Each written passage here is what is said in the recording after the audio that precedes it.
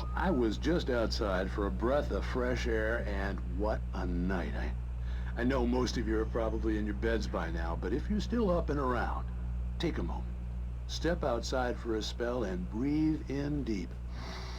The weather is absolutely still. The sky is crystal clear. It's like the forest is quietly breathing along with you. As you listeners know, I'm a night owl, and it's on nights like this I wish I wasn't cooped up in the studio. Makes an old man like me wish I could just roam wild. But here I am, and who'd keep you company all night long if I weren't? It looks like I'm not the only one staying up late. Caller, you're on the air. Hey, Pat, it's Maurice Horton. Hello, Maurice. What are you up to? Well, I was just taking Toby on his walkies. Oh, isn't it beautiful out there? Sure, but Pat, the reason I called is that Toby heard something rustling in the undergrowth and took off after it, and I couldn't find it. Probably a rabbit. Sure. Toby loves rabbits. Well, sure. Anyway, I figured that, if anyone runs into Toby, they could grab him. My number's on his collar. And Toby's a friendly dog? Oh, Toby loves people. Usually he comes back, but we were pretty far from home, and it sounds like he went pretty wild there. Great dog, but he's just too dumb for his own good. Well, Maurice, it's out there now. Hope Toby comes home soon. Yeah, thanks, Pat. You have a good night now.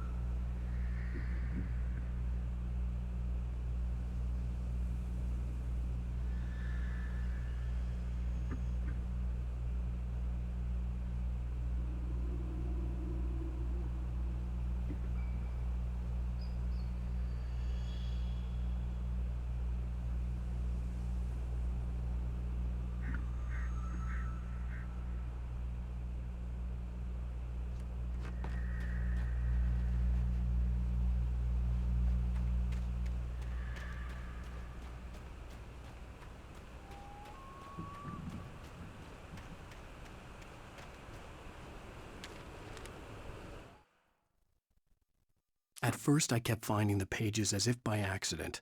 The book I couldn't remember was either a terrible and true prophecy or an act of creation that had rewritten the world. I began to hunt the pages feverishly, for they held the answer to the mystery. With it, I could save myself. With it, I could save Alice.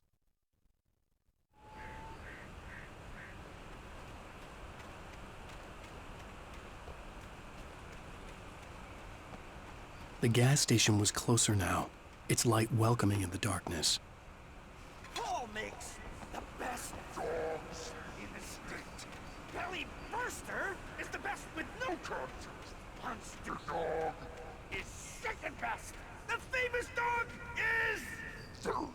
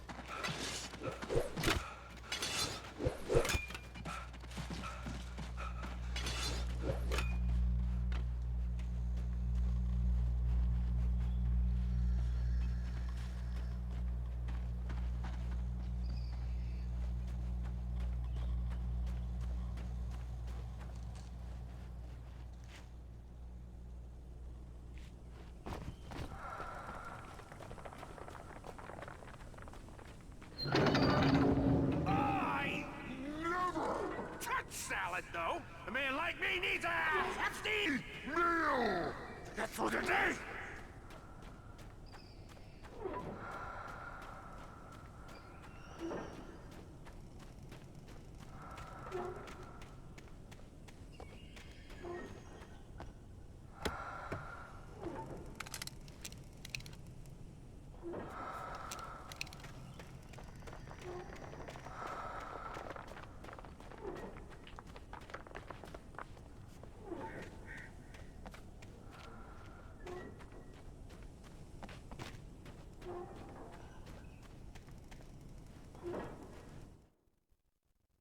I stepped into the gas station's garage. It was dark and quiet. The place was a mess. It looked like someone trashed the place or that there'd been some kind of fight. Light spilled into the room through an open door at the back, and I made my way toward it. Without any warning, I was blinded by a bright light. An old portable TV on the shelf had come alive by itself. Impossibly, I could see myself on the screen, talking like a madman.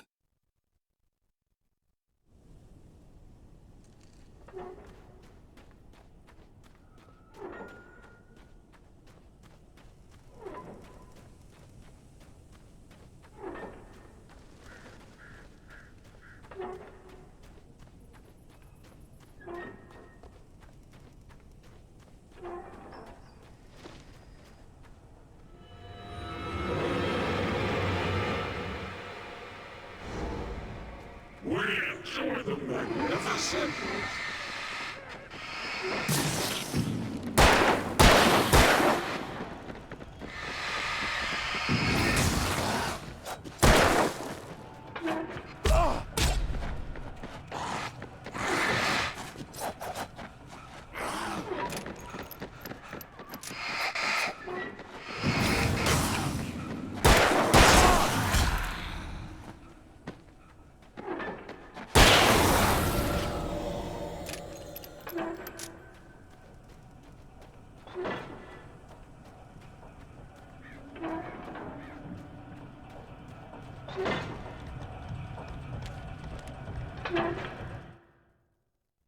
The cabin on Cauldron Lake? She asked. The sheriff looked at me suspiciously. The early morning light flooded through the office windows. I would probably never have gotten out of the woods alive without her help, but I couldn't tell her the truth of what I'd faced the previous night. She'd think I was lying or crazy. She'd lock me up, and she wouldn't help me find Alice.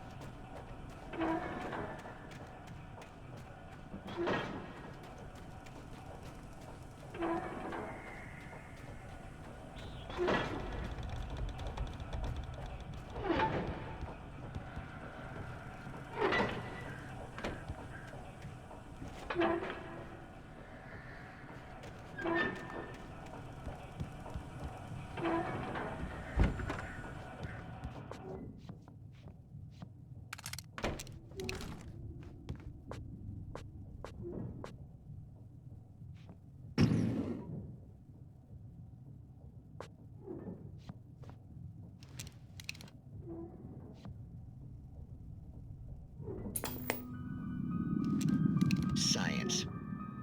It bestows immortality on those who advance it to elevate all of mankind. Newton, Einstein, Sagan, princes among men. But the price for such a legacy is steep indeed. In Night Springs. Tonight's episode, a quantum suicide. If our lives are already written, it would take a courageous man to change the script. Having called a press conference, Dr. Barclay Colvin is about to demonstrate that very courage. Ladies and gentlemen of the press, I am Dr. Barclay Colvin, and I'm glad so many of you could join me here at the Moorcock Institute. Tonight, I'm going to give a practical demonstration of the many worlds interpretation. As you can see, this is a loaded 9mm pistol. It shall be part of a thought experiment. And now, a real experiment, known as a quantum suicide. Did he say suicide? Is that a real gun? He's kidding, right? Please, stay calm. There is no risk. Observe what occurs when I place the weapon against my own forehead. Now, you might think this round is merely a dud. Not so. Observe the flower pot. And yet, I myself cannot be harmed with this gun.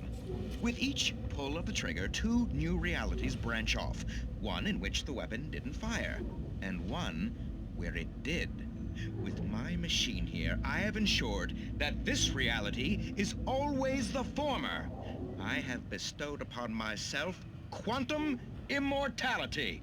Under no circumstances can this gun kill me. So wait.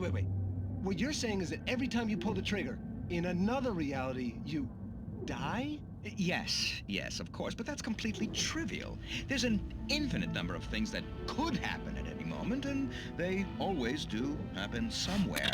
The point is, this one thing did not happen here. You're insane, Colvin. Insane? Insane?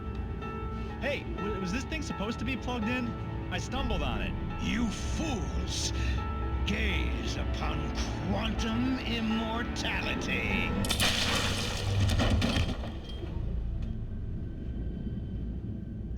Poor Dr. Colvin, felled by his own hubris or the ignorance of the masses. Perhaps he should have left the crate unopened, the decaying atom unobserved. Curiosity often kills the cat in Night Springs.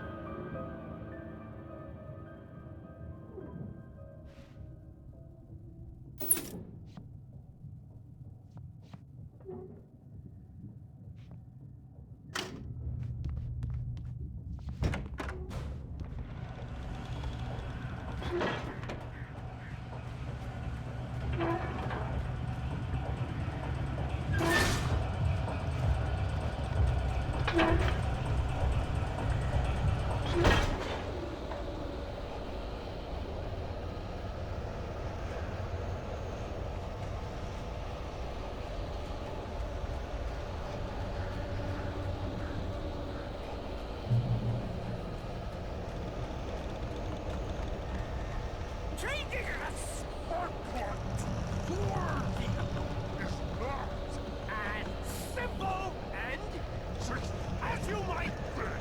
It can be dangerous. It requires patience.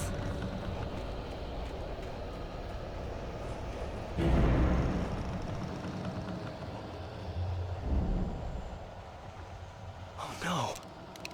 Even with the engine takes hours to cool. Dropping tools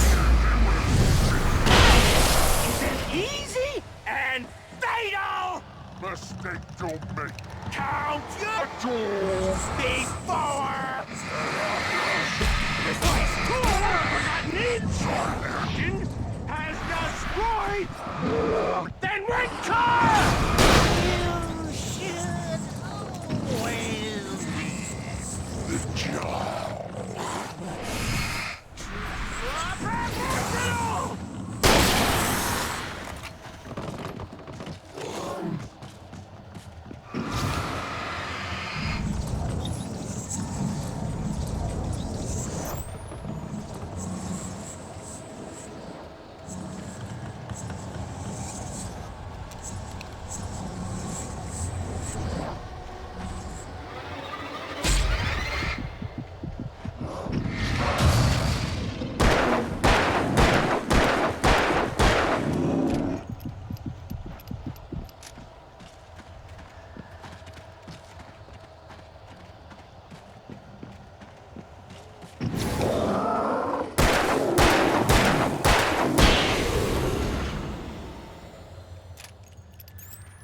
Stucky's body vanished, leaving behind only a lifetime of nightmares to come, assuming I'd reached the lights at the gas station alive.